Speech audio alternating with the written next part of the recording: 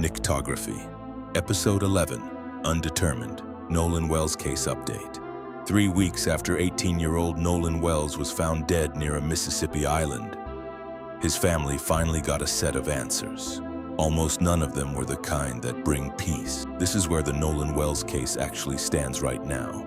As we covered before, Nolan Wells went missing on July 4th during a boat trip to Horn Island with a group of friends and was found dead 2 days later.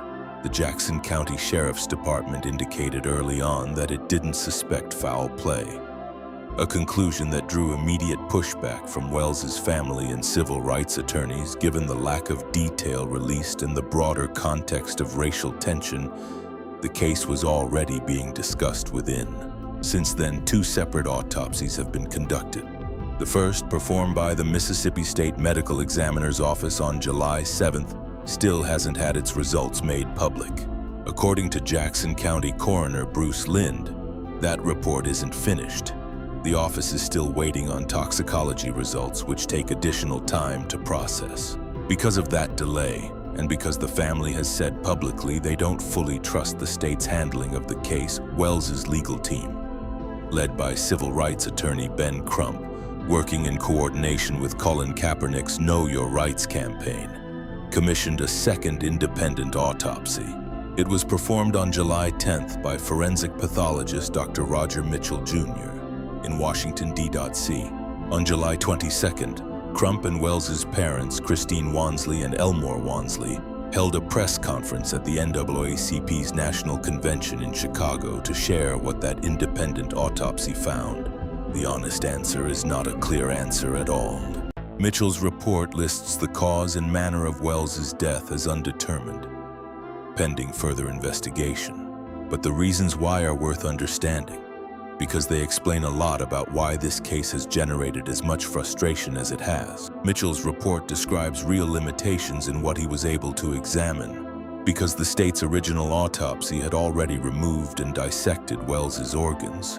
Standard forensic procedure, but one that limits what a second examiner can independently verify.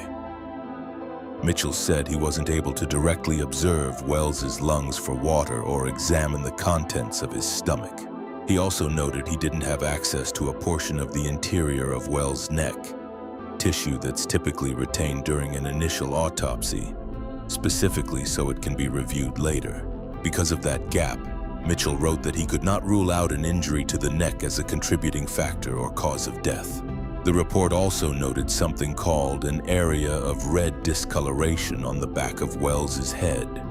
But importantly, Mitchell did not draw any conclusion about what caused it. That's a detail that's easy to read too much into, and it's worth being careful here.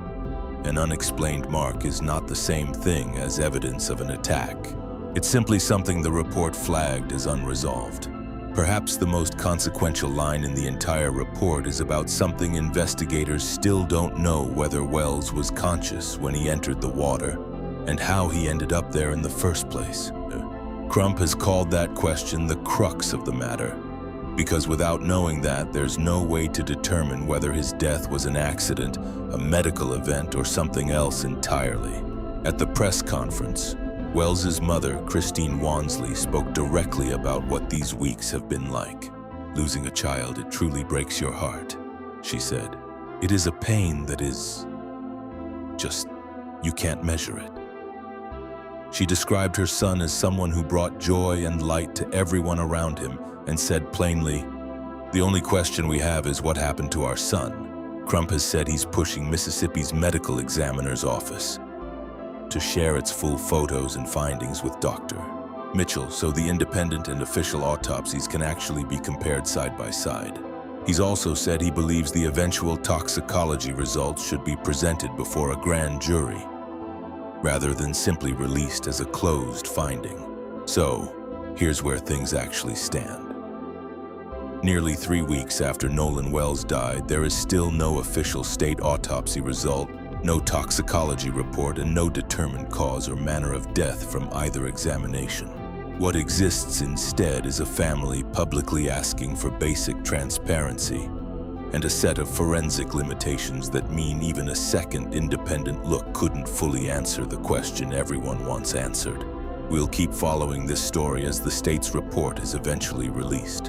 Until then, the honest version of this update is the same as the honest version of the case itself, undetermined and still open. If you have any information related to Nolan Wells' case, contact information for the Jackson County Sheriff's Department will be in the description below. Next time, another file, another name worth remembering.